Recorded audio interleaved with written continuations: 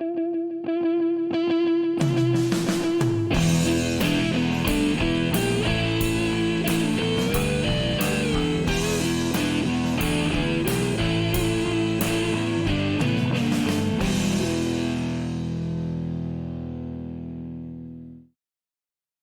everyone. This is Calvin with rightthinking.com. So thanks for being with me today. Today, we're talking about mental health issues. Today is June the 10th, 2026. And I just want to be clear, I've said it before, but especially for this video, that everything that I say today is given without prejudice and has not been proven in a court of law. It's never even been submitted to law or anything. It's just based on widespread testimony and observation. Yeah, it's allegations and not proven yet, but nonetheless, it's it's quite widespread and known. So, what I'm talking about today, an issue that comes up in the church, which deals with mental health, which is spiritual abuse. And so, I'm a victim of spiritual abuse.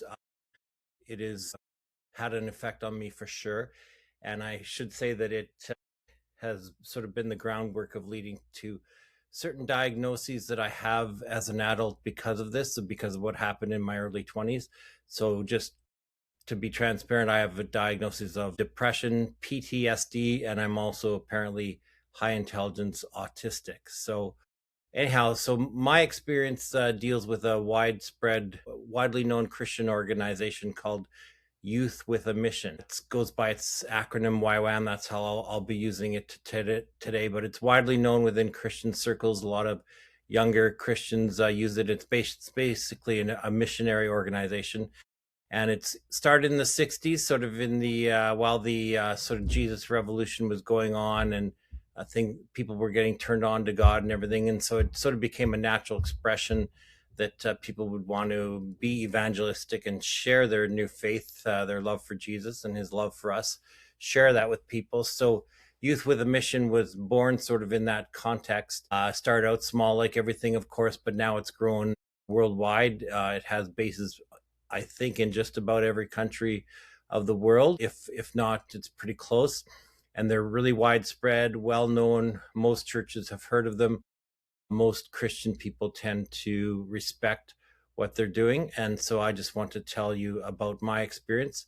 I apologize in advance. Today's video is going to be a little bit longer than my typical ones. This one could be up to 45 minutes, but I feel that I need the time to explain everything about what happened. Okay? So you may remember in my Faith Index video that I talked about a book called Evidence That Demands a Verdict, written by Josh McDowell. Okay, so he's a well-known Christian apologist, which gives reasons and rationale for believing the claims of Christianity. And so I was born again on September 30th, 1984. And very soon after that, I read those books, and it really helped cement my faith, because it confirmed to me that faith is not just a blind faith, but actually it's a faith that's built and supported by actual fact. Not everything. God does leave some things as mysteries for sure. He wants us to explore him, search for him, be in relationship with him. But as scripture says, he's given us enough for life and godliness, and enough, frankly, for faith, whether it's through archaeology or the prophetic side of everything, the historical fact that there is in the Bible. Josh McDowell fleshed a lot of this out in those books. It was a 2-volume set that I have. Nowadays, it's been thrown into 1 volume. He's getting on in age, and his son, Sean, who's also an apologist, has contributed to the revised version of this 1-volume book. So if you need any reference material about why you should believe Christianity, then that's a good place to start. It did a lot for my life. It cemented my faith for sure. So, okay, so because I knew that the claims of Christianity were true, I felt obligated that I should give God at least 1 year of my life as a missionary. And I had known about YWAM. Like I say, it's well known within churches. I had a couple of friends that had been to bases and things like that. So I decided to give God 1 year of my life to do that. And actually, it turned out into being 4 years of my life. So I was at 3 bases total in those 4 years. So my first 2 years were at one of the bases in Hawaii. Today, I'm not being specific about which bases. I'm not being specific about people. I might say their first name, but that's it. Okay, so it's not, today is not about hashing up old things per se, although they will be mentioned, but it's my issue is with the organization because this has not changed or been corrected yet as far as I can see. Okay, so the first 2 bases were in one of the Hawaii bases, and this is where I first encountered some spiritual abuse, which I'll talk about shortly. Then in my third year, I went to the second base, which was in Utah. And that was a time of healing and rest. I'll say a little bit about that. And then finally, my fourth year in YWAM, which was at the third base, that was in southern Alberta. Okay. And that's where things started to happen with me for sure. I would say when I was at the Hawaii base, there was not a lot that happened to me personally. There were a few things, they were relatively minor, I think, but for me, Hawaii, I view Hawaii as me sort of being observational, and I was seeing spiritual abuse happening to a lot of people there, staff, students, etc. Just little things and big things, shaming and public humiliation and measuring of spirituality and fitness and stuff like that. So it was really, really not good there. So I did eventually leave there, and I went to Utah. My friend, who had also been in Hawaii, was just starting a new base in Utah, and so I went there to engage in ministry there, but also to have a time of healing. But then after that, I left after a year and went to southern Alberta. My future wife and I wanted to have some time together, and so we were looking for a place to be and develop the relationship. And also southern Utah was another good fit for me with my calling. I should say that there's for sure two good things that came out of my time in YWAM. And one is that this is where I met my future wife. So obviously that's great. We're still married. We're married almost 31 years now. And then the second thing is that I really sort of felt God commissioned me to have a ministry dealing with people who are in cults. And I worked a lot with people who are Mormons or Jehovah's Witnesses, trying to engage with them and show them the truth that's in the gospel, the real Jesus, and lead them out of darkness and into salvation. So when I was in the Hawaii base, I really felt that God sort of gave me that sort of calling and commission at that time. So I was reading so much information about Mormons and Jehovah's Witnesses, reading books about them. I was reading their own books. I've read the Book of Mormon cover to cover 3 times, including the 1830 version, and their other scriptures. And I've read books by their prophets and apostles and other leaders and their history and things like that. Same with Jehovah's Witnesses. I've got the whole series on studies of scriptures. So yeah, I really sort of had a growing appetite for engaging with people who are lost in cults. So yeah, I felt that was given to me at the Hawaii base. So if you explore what happens in YWAM, you will very shortly hear about confession nights. So this is one of the places where I think abuse really happens. So this is a night during the training session. I should have said that when you first go to YWAM, you go to what's called a DTS, Discipleship Training School. And it's 3 months of teaching with 2.5 months of outreach. So it was during this first 3 months where there was this confession night, and it happens in every DTS. And this is where people are basically coerced into confessing sin in their life that they have not shed the light on yet. But it's very corrosive and coercive. In my situation, we were all brought into the building where we were given teaching, and no one was allowed to leave even for the bathroom until everyone had stood up and confessed some kind of secret sin that they had in their life that until then had been unconfessed. So I just thought that was pretty inappropriate because, and I'm not going to say what I heard then, but I can tell you that I heard some very grotesque and deep sinful things that people were confessing out loud. And I do believe that people should confess sin, but I'm not convinced that having a large group setting like that where you confess in front of 30 people is the place for it. I think that stuff is better done with a trusted spiritual advisor that you may have in your life and before God, or maybe through counseling and therapy and things like that. Those are the places where those sorts of things are best to be confessed and dealt with, repented of as well, for sure, because I literally heard some really nasty things. So, okay. So that's one of the things that you'll hear about the people will say is a bad point in YWAM, and I went through it myself too, for sure. So I did obviously highlight that as one of the problems in YWAM when I eventually started to talk about it. Another thing, though, that is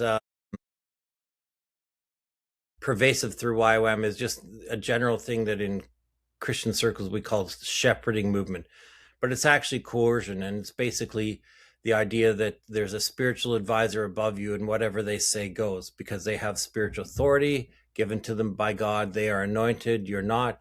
You're there to learn from them. So for you to question anything that they decide, you're really rebelling against God. It's kind of like the old political idea of absolute monarchy, right? Except this time it's with a spiritual advisor. But yeah, so you cannot question them, right? They might throw verses out of context to you, like touch not the Lord's anointed, right? You may not have heard that, but that's taken out of context. No one's trying to kill a leader or anything like that. But they equate any kind of questioning of their decisions or of their authority as you defying them and defying the Lord's anointed, right? So there's this whole pervasive thing of shepherding movement throughout YWAM, and it's not only in YWAM, it was in some Christian circles too, but it's toxic and it's not biblical and it's wrong. So that is sort of their modus operandus of how they operate in a lot of YWAM bases. Okay, so I was there, I did my DTS, and then I stayed on as staff there for a year and a half. So my total time there was 2 years. But at that time, I realized there were big problems and I had to leave. And so that's when I went to the Utah base, like I mentioned. And that leader there, who's my friend, Jimmy, he was very helpful in getting me to open myself up and get a little bit of healing going, and just also to realize what had happened to me, because he had been there longer than me at the Hawaii base. And so he completely understood what I was talking about. So after that year in Utah, I decided to go to a base in southern Alberta. So I'm Canadian, and the my future wife and I, by this point, we were getting kind of serious. So we wanted to go to a place in Canada where we could just be together and decide whether we really wanted to spend permanent time together, get married and stuff like that, and just be around each other a long time. Because she's from Germany originally, so we had done a lot of back and forth visiting and stuff, but not sustained time together. So we decided we would go to southern Alberta. And also southern Alberta is where the Mormon church really got started in Canada.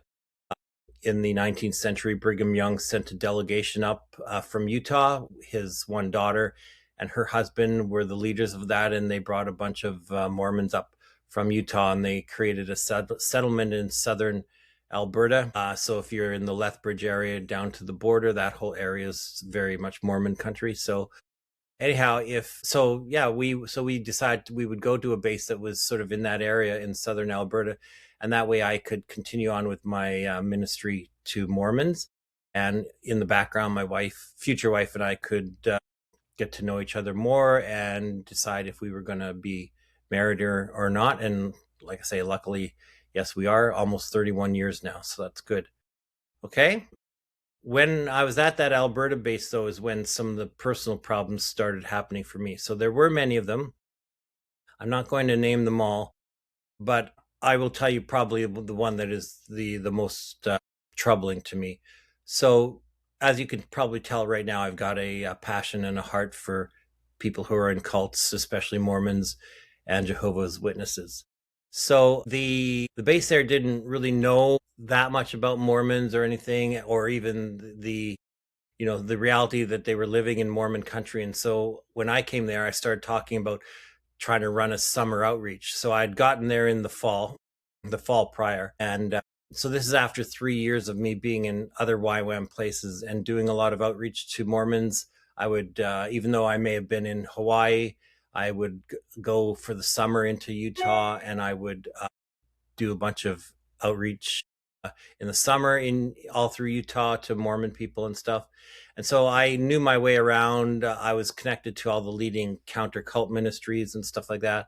So yeah, so I wanted to continue with that. So I decided, coming to this base in Canada that was in Mormon country, I pitched the idea of recruiting people over the winter, and in the summer following that I would bring the delegation down to Utah and join up with my friends in the counter cult ministry and bring a group of Canadians down there to do witnessing to Mormon people for about 10 days.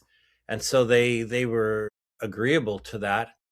And so I began a process of, in the fall before, of contacting churches in southern Alberta and pitching the idea. This is who I am. This is my experience. This is what I want to do.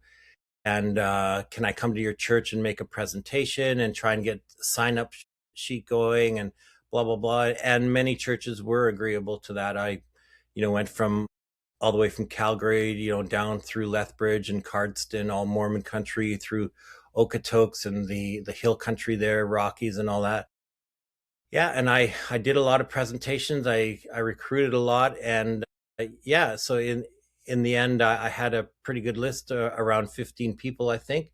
And then in the springtime, I gathered them together and started to do training with them to equip them and help increase their knowledge and even their confidence in being willing to reach out to Mormons and have answers or that sort of thing, right? So I did all that training with them.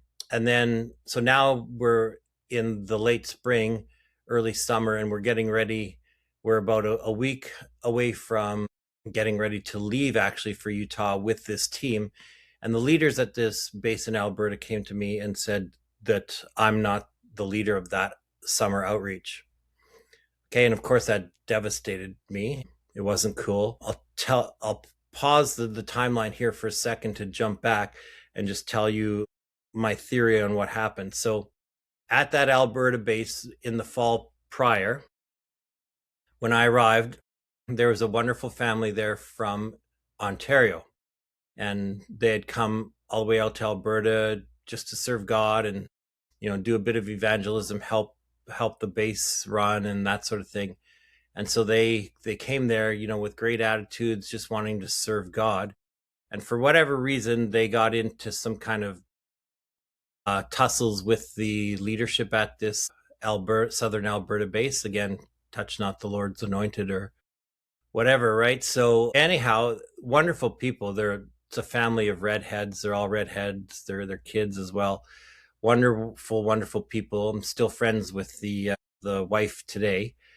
Anyhow, so I talked to the family and I heard their story, found out what's going on from their perspective, and listened to them, heard some examples from their perspective of what issues were.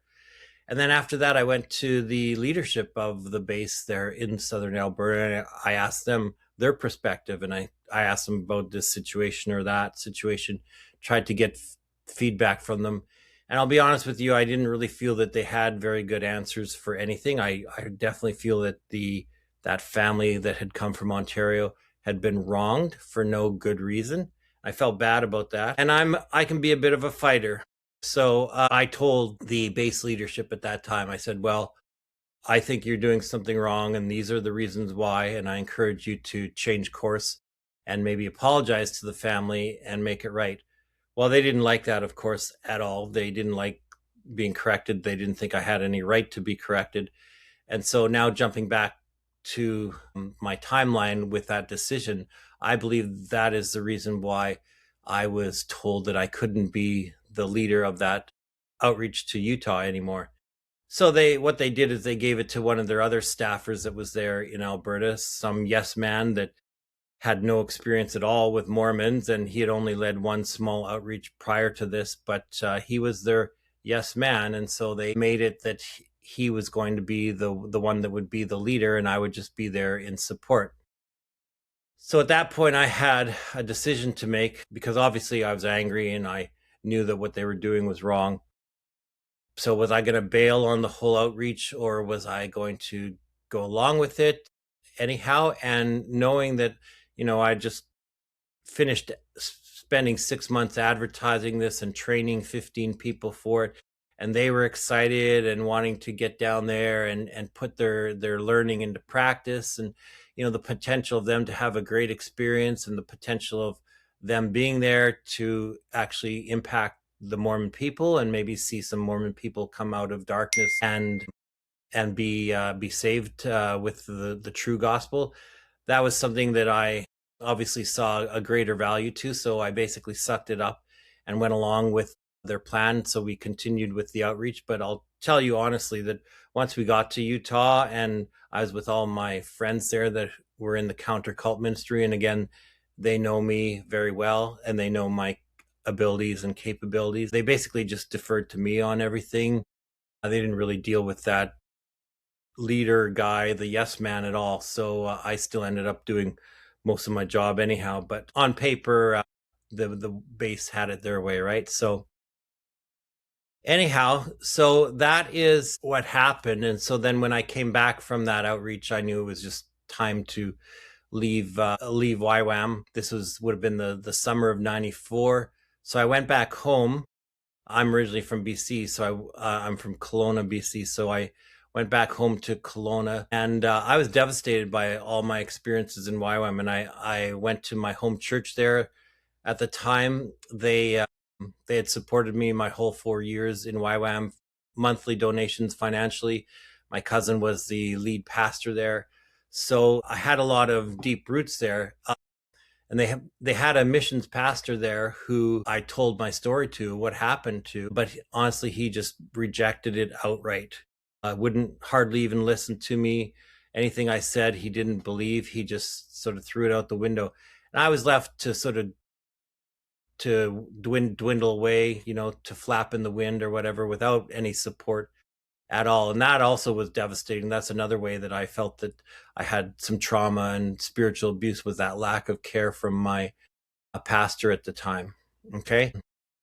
Now I should say, just to pause that again, and by the way, I'm not saying the name of the church either, but if you were in Kelowna in the '90s and early 2000s, you would know this church because they were a pretty major church in the area, less so these days. But anyhow, so jumping ahead from that time to about 2010, so that church in Kelowna had gone through some changes. And so their new lead pastor there came into the role, and was aware that the church had alienated a lot of people for various reasons. So my wife found out that he was sort of on a quest to engage with these kinds of people. And so she connected me to him. And long stories, we had a conversation, and he agreed that it was wrong that when I was a member of the church, I came home and I asked for support, and I didn't get the support that I should have been given.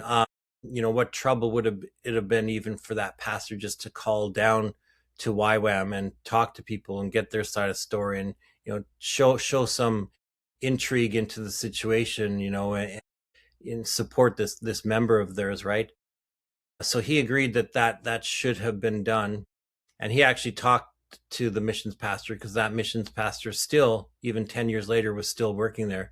And the missions pastor did end up, I think it was a little bit forced, but he did end up in the end sending me a letter where he apologized, and he acknowledged that he wasn't there for me when he should have been, and he regretted it and asked for my forgiveness, which I granted, and everything. So that was nice that there's a little bit of a positive ending to that part. But anyhow, yeah, it was a little bit forced, but I'll take it for what it is. Okay.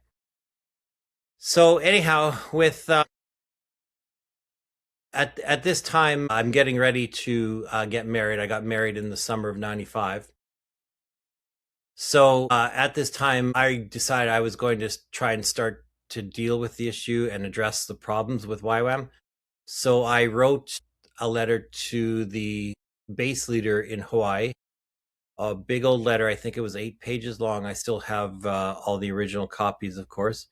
8 pages long. And I outlined all the problems that I saw happening in Hawaii.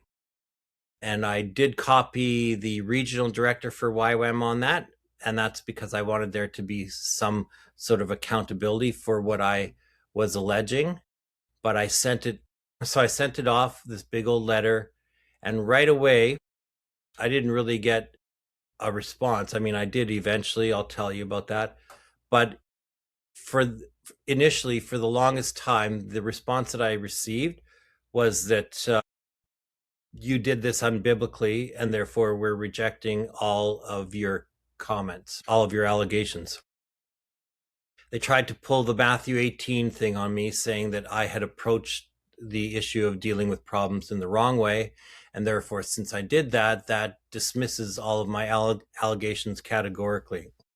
It's not true, of course. And Matthew 18 is not the only passage in the Bible that tells us how to deal with issues between saints. You may know that in the epistles that the Apostle Paul confronted the Apostle Peter directly. It's right there in scriptures. Peter in these cases is called Cephas, but it's the same person. Paul confronts Peter, right? So it became an issue of the method that it was done was the problem here, right? Rather than my actual points I was trying to make, those weren't going to be discussed. The issue was my sin in not following Matthew 18, and that's how abusers do it, right? They don't care. So it became a back and forth thing of who did what and is this right or not. So we even met with that regional guy. He happened to be coming to Kelowna at a certain time because there was a YWAM base near Kelowna. So while he was there, we had him over to our place for supper one night to try and deal with the issues and talk it through. But to make a long story short, nothing really came of it.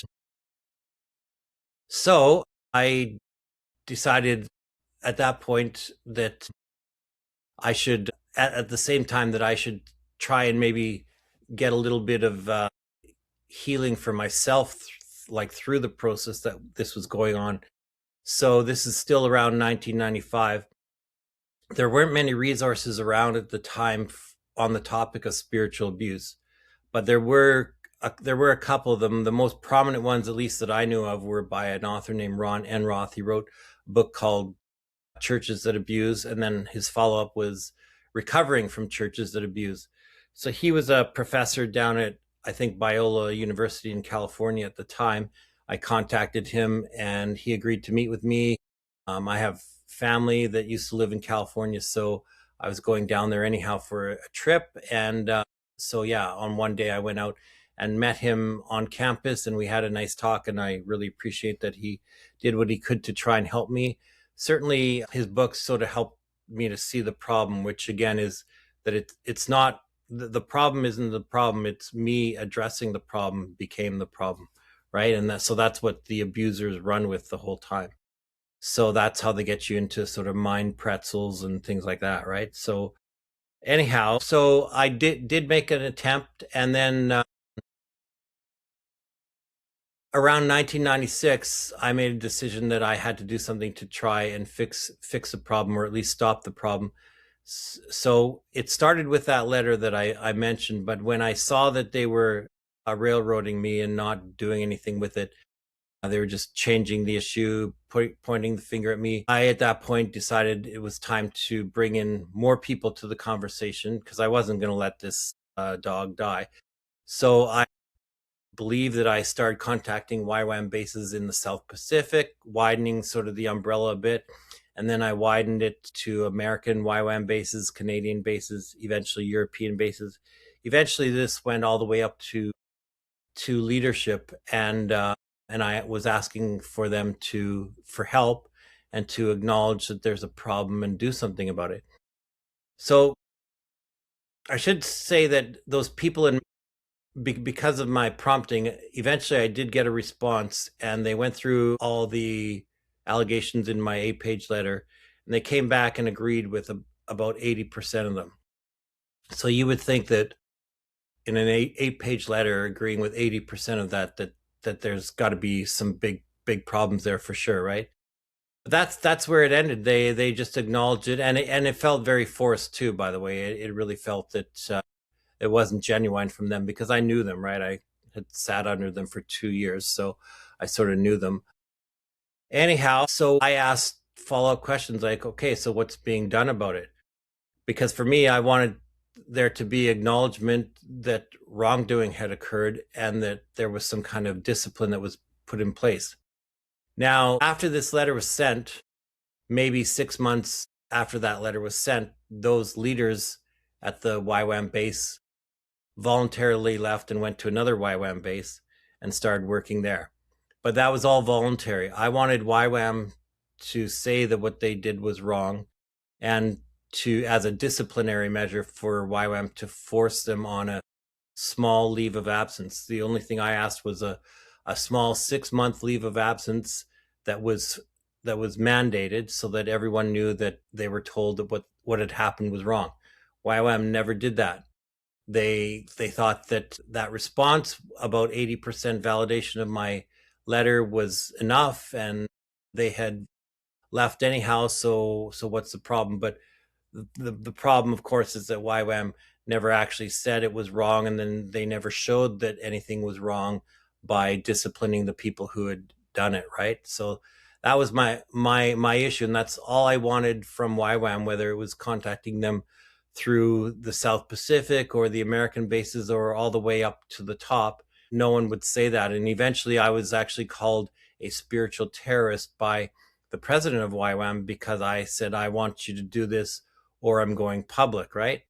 So I guess they can say that if they want, but for me, it's shedding the light of day on sin, right? Because I knew that this wasn't just happening at the Hawaii base. Even at that base I was at, I wasn't the only one that experienced it, right? And I had experienced it in southern Alberta as well. So I knew it was widespread. And so obviously it's important to shed light on things when there's sin happening. And but it's tough, I know, for leaders to acknowledge that they may have done things wrong. So everyone digs in their heels and pride kicks in, and they fold up their hands and they say they're not doing anything right. And so at that point, I felt I had an obligation from Scripture to go public. So I actually launched a website in 1996. So this is just when the internet was starting. So I put up a website that was called YWAMwarning.org. Okay, and in that I detailed my experience in Hawaii. I outlined everything. I basically turned that 8-page letter into a web page, basically. So I outlined it. I had footnotes to it and everything. Yeah, and then when the thing in Alberta happened to me, I added in the story of what happened to Alberta, and so that became part of the website. Eventually, I added in a section on theology, because YWAM has a lot of theological problems. They don't really have a lot of theological discernment. The theological issue that I had on my website was a thing called moral government, but today there's all kinds of other theological problems with YWAM. There's, in fact, you can believe almost anything you want now, it seems like, and be part of YWAM. So anyhow, I eventually built an email list, and I recruited people also who had been through abusive situations, and they agreed to publish their stories on my webpage. So I did have 2 or 3 other people that had their stories published on my website. So it was good and it was growing. But the one thing that I didn't like about it is that the feedback I got was mainly negative. It just was. There's just, YWAM is so well known within Christian circles, and people just could not believe that this was actually true and had happened. Or if they did, they said it was probably deserved, and I'm the one with the problem. I'm the one that deserved it, and I probably did it. Very little of the feedback was positive. I would say maybe 10% and 90% negative. And I just got emotionally tired of trying to respond to people's emails and justify myself and things like that. So so Um, Around this time, so now we're at the end of the 90s. So I was just finishing up university, and my wife and I decided we were going to move from Kelowna out to Southern Ontario. And I trained as a teacher, so I was able to find a job in Southern Ontario. So I we decided to pack up and move, and so we did. Lived here about 28 years now, and so at that time, I made a tough decision that I was not going to continue on with my website. I just felt that I was tired emotionally from all the negativity, and I was a little bit worried about it affecting my job in Ontario. And so we decided just to shut it down and not let it consume my attention anymore. At the time, there was a ministry out there called, I think it was called A to Z Index Apologetics. And so they asked permission to keep my material and publish it on their site. So I agreed to that. So if you want to Google them, you may be able to find my old website on their web page, or maybe through, you know, how you can search for in the history of the internet. You might be able to find it if you search for ywamwarning.org. My byline, by the way, for that website, I loved it. It was YWAM Warning, revealing the wham in YWAM, and I love that. So great. That missions pastor back in Kelowna, he hated it, but it was so appropriate and stuff. So yeah, there was some regret that I shut down the website, but I know that I could easily publish it again right now if I wanted to, but I don't want to. I've moved on and I'm doing other things. So, but anyhow, yeah. So that is sort of the thing that happened with me in YWAM, and like I say, it's led to those diagnoses that I've told you about already. I should say that obviously not every YWAM base is bad. Not every YWAM leader is bad. There's many good ones, right? But there is some. And my issue is that the ones that are bad are not really dealt with. Or if they're dealt with, it's privately, nothing publicly. There's no accountability to the public or to the Christian church or anything like that, right? So, yeah. And I don't want to make it sound like my mental health issues are solely to blame on YWAM. They're not. But I will say that that's probably where the big foundational stuff started. I was 21, I think, when it first started in Hawaii. And so I'm not a kid anymore. I'm not a kid that can just bounce back from things, you know, how they say about kids, easy to bounce back. I was 21 at the time. And so these things really had a strong impression on me, and they did hurt and wound me. It definitely was trauma. Spiritual abuse is trauma.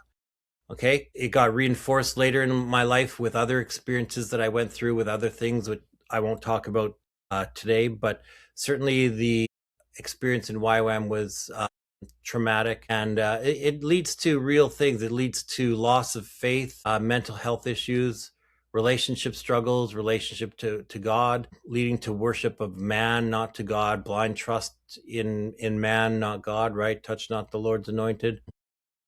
Yeah, like, you know, for me, for the longest time, it was difficult to engage in worship. That family I mentioned who had been in Alberta, originally from Ontario, well, unfortunately they're divorced now. I don't know if the Alberta experience was solely to blame for their marital split up, but I know it was definitely part of it for sure. I've talked to them, and that's unfortunate. Obviously, God wants people to remain married, but the issues were just so much for them.